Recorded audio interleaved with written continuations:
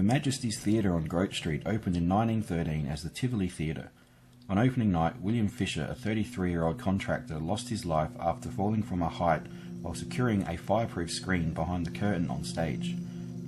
The full house of theatregoers heard the thud as his body hit the stage floor, but they thought nothing of it. Perhaps to them it was a piece of scenery behind the curtain falling. Mr. Fisher is said to have been haunting the theatre for over 100 years now. Reports of shadows, disembodied voices, and other strange goings-on. Over on King William Street, the Ambassador's Hotel is said to be haunted by a former staff member named Mary, who has been seen in the dining room. Across the road at the Adelaide Town Hall, Queen Adelaide, whose personal possessions are on display in an upstairs gallery, has been sighted by security guards and staff on occasion. Next door, at the Adina Apartment Hotel, Adelaide's former Treasury building, there have been reported sightings of former government workers going back to the early 1920s.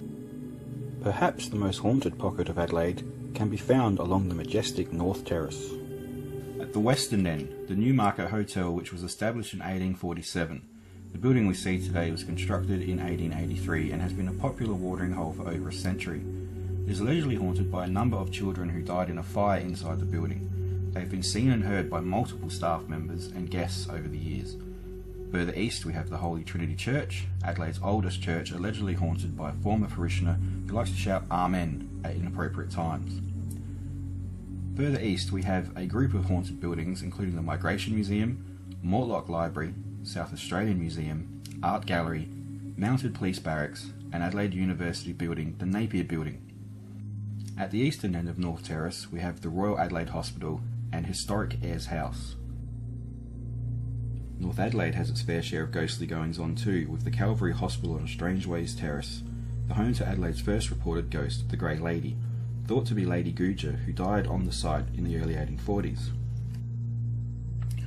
Other haunted buildings include the former Channel 9 studios on Tint Street, which are alleged to be haunted by a World War I soldier named Charlie.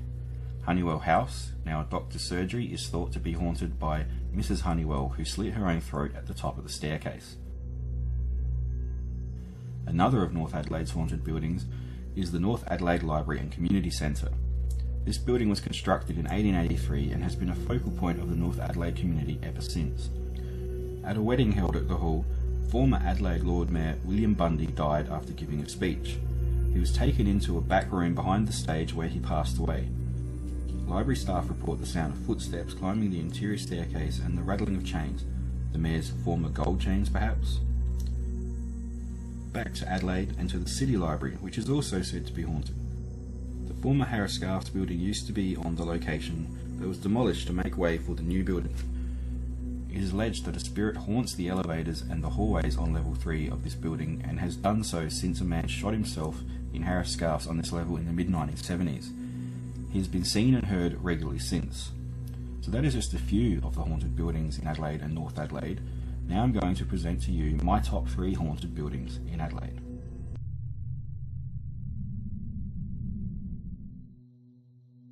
This building would have to be one of the most recognisable houses in Adelaide.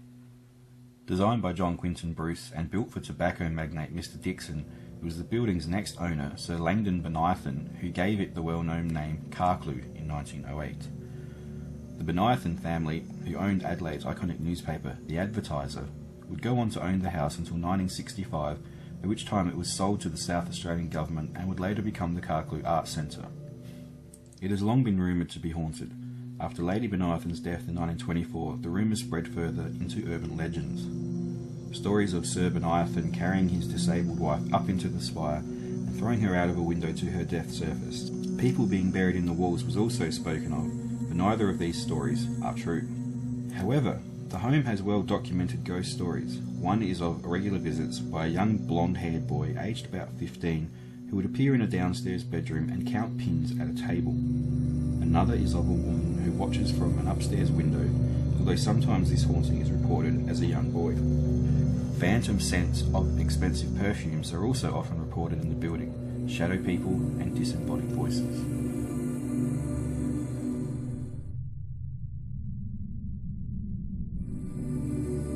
The Adelaide Arcade was built in 1885 on land previously occupied by Mr. Gay's Furniture Warehouse and Barker and Chambers Horse Bazaar. both of which were amongst casualties of a large inferno that destroyed not only their premises but that of many adjoining properties. The Adelaide and Gaze Arcade took only 5 months to build. It featured at the time Kapunda marble entrances, Carrara marble flooring, 49 shops, electric lighting, an underground tea room and Turkish baths. In 1887 an accident occurred in Shop 9, which at the time was the electrical generator room. The arcade caretaker, Mr. Francis Clooney, either fell or was pushed into the machinery, which crushed him in the most gruesome of deaths. Mr. Clooney has since been reported as the most often sighted spirit in the arcade, but he isn't alone. Shop 9 and 11, which now house the Manhattan dry cleaners, was where Mr. Clooney is most often seen, but Shop 11, one half of the dry cleaner, is where a young child, Sidney Byron Kennedy, lost his life. Sidney died of asphyxiation from coal gas fumes. Some accused his mother of murder, but it was never proven. Mrs. Kennedy, the boy's mother, was later found dead in the parklands, and may be one of the spirits seen and heard at the Grenfell Street end of the arcade, perhaps returned mourning the loss of her son. Another spirit is that of Mrs. Florence Horton, who was shot by her husband in Rundle Street and died inside a shop near the Rundle Mall entrance. Her husband was later hung in Adelaide Jail.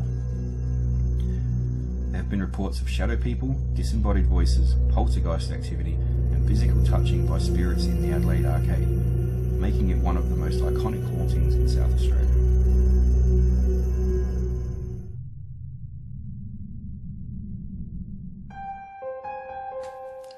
The Old Adelaide Jail is possibly the most haunted building in Adelaide. The jail opened on Christmas Eve 1841 with its first governor being William Baker Ashton. Ashton would later die in the office area above the Sallyport and entrance foyer. It is said that Ashton now haunts the jail and his heavy footsteps are often heard in the entry foyer and Sallyport, stomping through the offices above. There were 45 executions by hanging in the jail, and of those that died, many have returned to haunt the building. Sightings of the only female hung at Adelaide Jail, Elizabeth Woolcock, have happened in the Women's Yard. The hanging tower, where the last 4 executions took place, is said to be haunted by John Balaban. Former executioner Benjamin Ellis has also been sighted within the walls of the jail.